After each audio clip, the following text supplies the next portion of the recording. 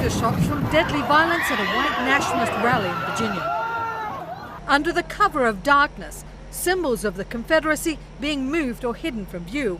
In Baltimore, a crane removed a monument to Robert E. Lee and Thomas Stonewall Jackson from its pedestal.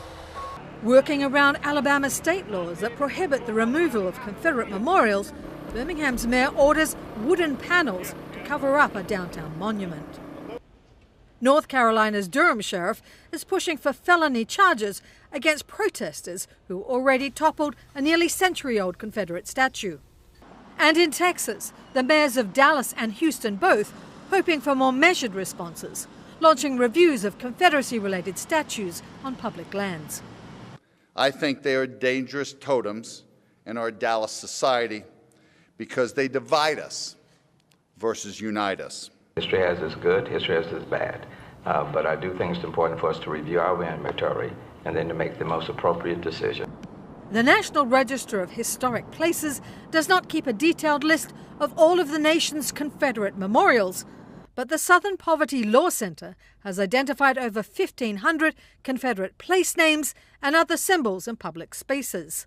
President Donald Trump continues to double down, blaming all sides for the recent violence. Hello, everybody. You look at both sides. I think there's blame on both sides, and I have no doubt about it. At the epicenter of this latest wave of unrest, a packed memorial for 32-year-old Heather Heyer, who was killed during the Virginia protest. If you're not outraged, you're not paying attention, and I want you to pay attention. The memorial, a short walk away from the street where an Ohio man plowed into a crowd of peaceful protesters on Saturday, killing Heyer and injuring 19. Today on the streets of Charlottesville, a mix of emotions.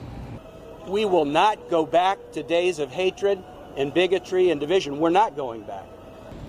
And fear is coupled with disbelief.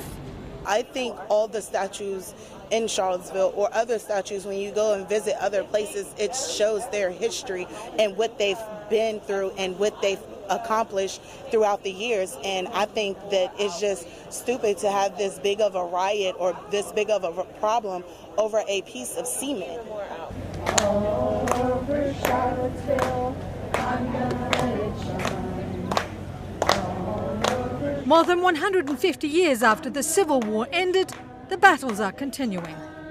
Tracy Brown, Associated Press.